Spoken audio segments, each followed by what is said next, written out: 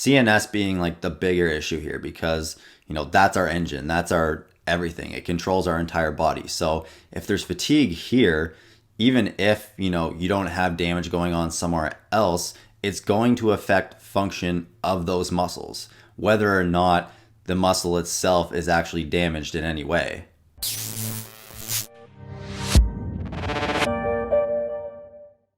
All right, I'm a little bit later getting this video up than I was hoping.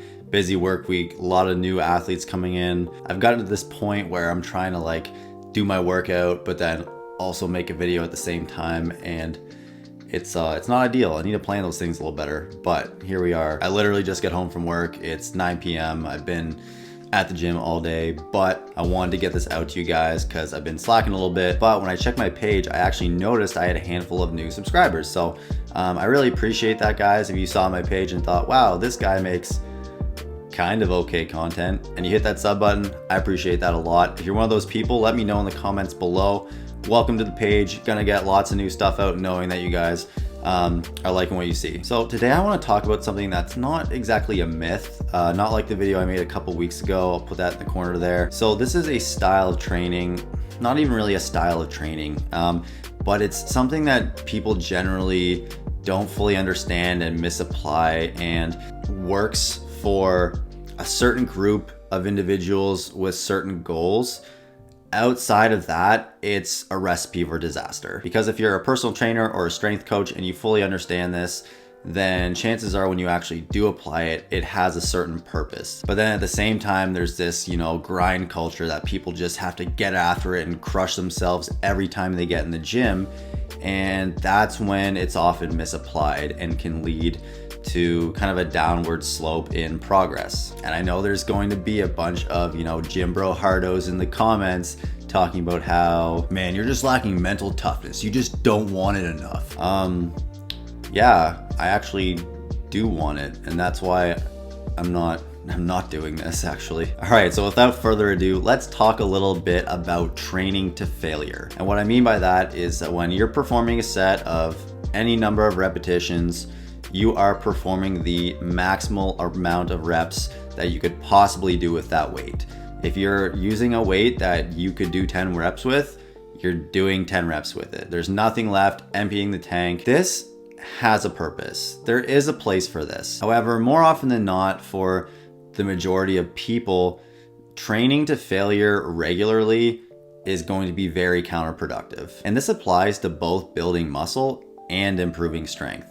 But because this is a bit of a deep dive, let's talk about this one first. Now, these things are connected to a degree, but I find the most common misapplication of this idea of training to failure is present in strength training. Now, if you watch my last video, one thing I talked about with less trained versus more trained individuals is when you're more trained, your neuromuscular system is much more efficient at recruiting muscle fibers, which means when you perform an exercise, you're actually activating and working more muscle fibers in that muscle group than someone who is less trained. The reason that training to failure is so stressful is because, well, one, you're activating a large number of motor units, so you're getting a high level of nervous system activity, but then because you're activating a high level of motor units, you're also stressing the muscle more. So now we're simultaneously getting a high level of CNS activity and then resultant fatigue from that activation, but we're also stressing the muscle fibers to a high degree. So going back to our theoretical beginner lifter,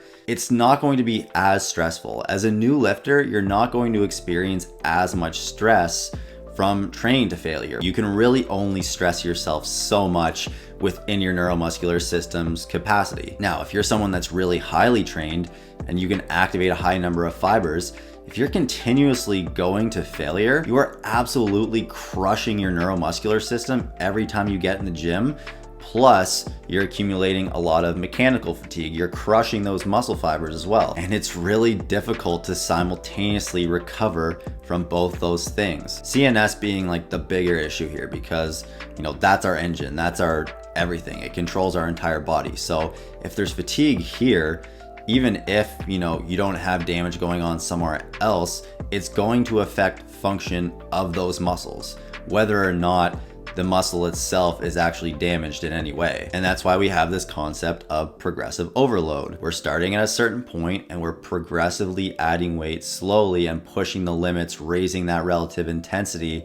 So eventually we can actually step up and lift heavier weight. So if you're setting up a training block, typically you're going to start a little bit lighter. That relative intensity is going to be less. And this is what allows you to keep pushing up in weight and getting stronger. So if you're trying to get stronger, you should be leaving reps in the tank. Now, it's definitely different with something like a deadlift that is activating a ton of motor units, a ton of different muscle groups, and exposing you to a lot more stress, versus something like a bicep curl. It's a single joint movement.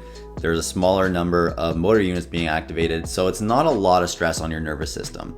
Those single joint movements give you a little more room to work to failure, but doing everything to failure is just a lot of stress. Now, let's go back and talk about building muscle. So there's this belief that for you to effectively elicit growth, you have to be recruiting all of those high threshold motor units. So there are certain muscles that require a lower level of activation. There are lower threshold motor units in them. So for you to actually get those muscles working, your brain doesn't have to work that hard to really get them up and running. So if you're doing something that's really low intensity, these are the muscles you're going to use. Versus if you have to do something that's really intense, like lift a heavy weight, and you're using more of those fast twitch fibers and those bigger muscle groups, you have to reach a higher threshold of activation to actually activate those muscles. So your brain is literally like yelling at your muscles, we need to produce more force, activate the big boys. When you lift a heavy weight and you need to exert a high level of force, it's going to activate those high threshold motor units and those big,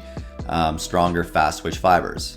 If you're lifting something light, even if it's easy and it's a really light weight and you start out activating those low threshold motor units, as you get closer to failure and as your muscles get fatigued, the muscles that are actually working, your brain says, man, I don't know if we're going to be able to produce enough force to lift this weight anymore. We got to call in the big boys. So it activates those larger motor units, activates those larger muscles, and you can keep performing the movement. So even though you're lifting lighter weight, you can still activate a lot of muscle fibers and reach a high level of recruitment. One of the biggest components of eliciting hypertrophy from a training standpoint is the idea of exposing the muscle fiber to more mechanical fatigue. So really stressing the fiber a lot more during the movement. And we can do this most effectively through eccentric contractions, so that lowering down of the movement, because this challenges the muscle more at length and can cause more like muscle damage, versus when you're moving the weight up against gravity, it's a lot more stress from a neurological standpoint as well as a metabolic standpoint. Now, eccentric contractions, while they are very stressful on the muscle fiber, aren't all that stressful on the nervous system in comparison to performing, a powerful concentric movement, which means that we really don't need a high level of activation to get that growth. Now, if performing isometric contractions, so a static hold, you may get more out of going to failure, but again, this is a muscle contraction where there isn't actually any lengthening of the muscle. So to actually stress the muscle enough to grow, you need to push that a lot harder. But research shows that if you're training to failure with 70 to 80% of your max, you're going to, one, get extremely burnt out. But what they've actually found is you see a decrease in growth hormone levels as well as testosterone, which, in addition to being just important for overall bodily function, are extremely anabolic and going to contribute a lot to muscle growth. Research even shows that if you're performing exercises in that 6 to 12 rep range, you can get just as much muscle growth from working a few reps short of failure than actually training to failure. The difference is that in the long term, if you're training short of failure, you're probably going to see more consistent progress. If you are training to failure, you're probably going to eventually reach that point where you just cannot recover as well. Now, if you're someone that trains with a very high frequency, so like 4+ times a week, especially if you're an athlete and you have practices, if you're training to failure every session, you're looking at least 24, 48 hours plus to recover from that session. This makes it really hard to train frequently with any sort of intensity and really hard to adapt, because Again, as I've talked about before, if you're not recovering from your training, you're not getting anything out of it. So what research tells us is you can experience muscle growth with virtually any rep range. If you choose to do that using higher reps, you need to perform them closer to failure. But at the end of the day, if you're using moderate to heavy weight, leaving a few reps in the tank is just as effective at building muscle than pushing yourself to failure, but you can recover from it and it's more sustainable long term. So who can get away with training to failure? 1. Beginners. Asterisks. Assuming the program involves some sort of progressive overload and isn't just some bro split dumpster fire. And bodybuilders. Asterisks. Again, probably okay for isolation exercises.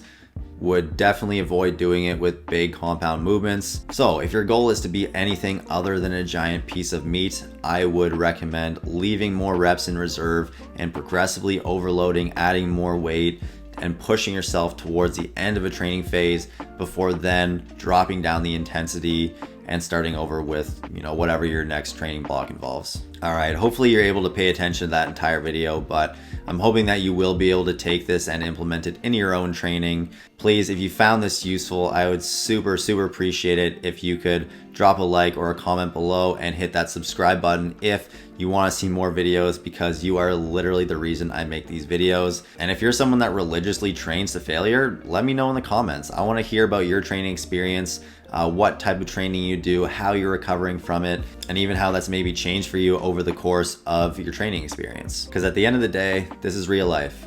Be ready to perform.